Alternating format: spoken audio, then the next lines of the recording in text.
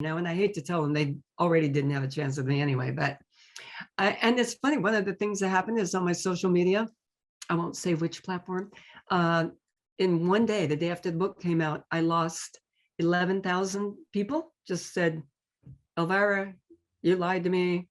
I don't respect you anymore. Goodbye. And, but I got 60,000 new followers the same day.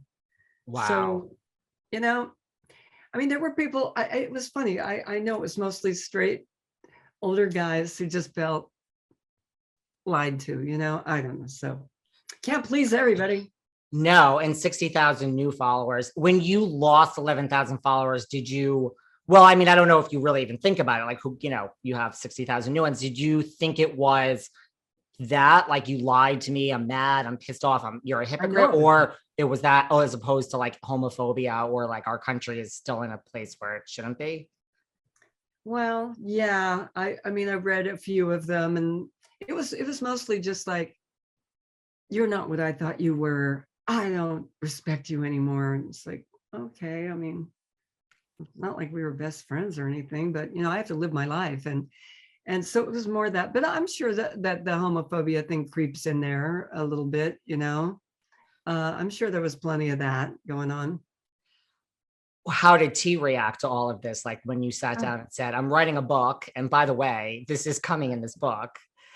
Was that a discussion? Was Cassandra?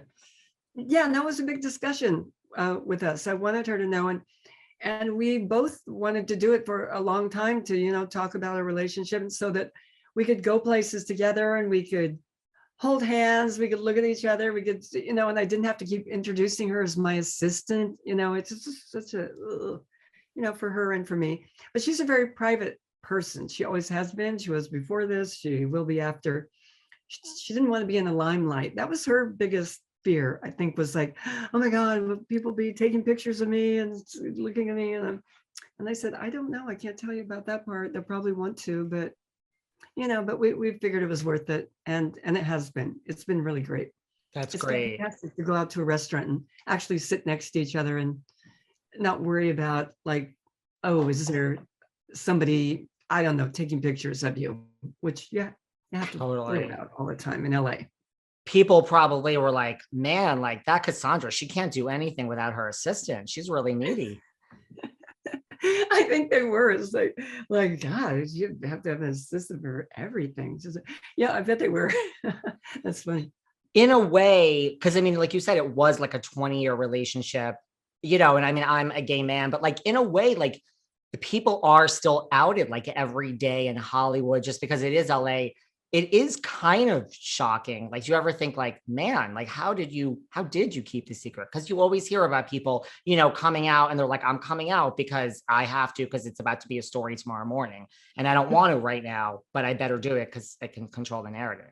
Did you ever think that? I mean, that's, and like throughout all those years, like it's a hard thing to keep. I have a lot of friends who have not come out and who have come out and who, I know about, but other people don't know about.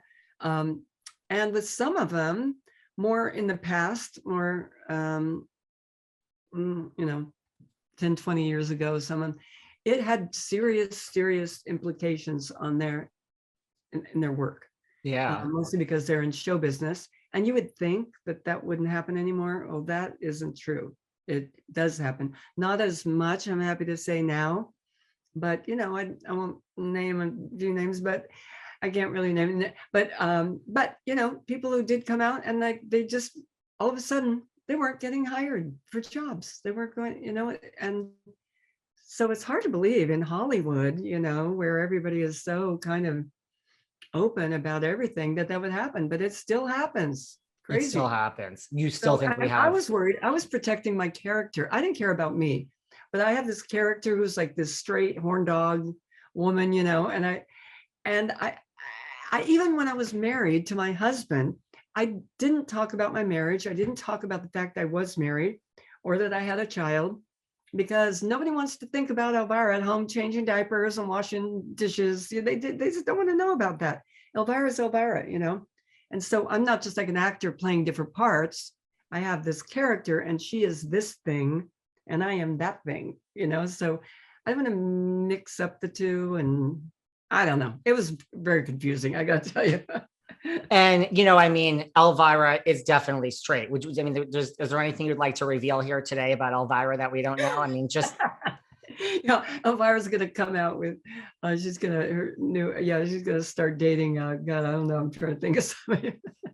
Jamie Lee Curtis. Okay, I don't know. No, okay, she's not a character, but yeah, That's Bride of okay. Frankenstein. Elvira and the Bride of Frankenstein. I heard they're having a thing. No, Elvira's pretty open about everything. She wouldn't surprise me, whatever she did. Kind of what There's I no think. telling what she might be into. That's kind of what I think. Well, your fans, like you said, I mean, other than these 11,000 followers, I mean, you know, they didn't miss a beat. Like no one really, you have such loyal fans. Like, why do you think, you know, like Hollywood is so fickle? It's a tough business. Like, you know, whoever's hot today is like gone tomorrow. What do you think it is about like Elvira that just all these decades later, the fans are so loyal? God, you know, I don't know. I think about it. I speculate about it. I think, I don't know. That's a good answer. One thing is Halloween. I have Halloween. I've kind of become an icon for a national holiday, and actually now kind of an international holiday. And even though I may disappear during the rest of the year, during Halloween, I'm back, and I'm still there every year, kind of like Santa Claus. And so I think that's one thing that gave the character a great deal of longevity. But also the character is pretty, I think people respect Elvira because she's a misfit. She doesn't fit in, but she doesn't give a crap. She just does her thing, goes forward. If you don't like it, too damn bad. She's like a real kind of authentic person, even though she's not a real person, but she's kind of authentic in that completely fake way. How much of you is in Elvira and vice versa? I used to always think there was nothing. I used to really think, Elvira's that, I am that. What happened, I realized over the years, is that Elvira is actually teenage me. I really, truly think she is me. When I was a teenager, my personality, Elvira has adopted that personality, that section of my life. I think if anybody reads the book, they'll kind of see what a weirdo, loudmouth, know-it-all, smart-ass kid I was. I would do anything. If people dared me to do it, I wouldn't take no for an answer. And I think Elvira is that kind of person. As I got older, I mellowed a little and got a little more calm and normal. But Elvira picked up my teenage years and ran with them. I could see that. Did you I hear? may want to go to a psychiatrist after this interview. I don't know. Seriously, man, I'm like, but well, that really was like my last question about that. Well, actually, this is my last question. Did you hear from anyone, and hopefully you're not going to go to us like, listen, you wrote the book, you don't need a psychiatrist anymore, right? Kind of, yeah. It was kind of like a year-long psychiatry session. Yeah. That's what everyone says who I know who's written a book. Yeah. Did you hear from anyone like famous that had just like a funny reaction to this whole thing of, like a lighthearted reaction to like you coming out?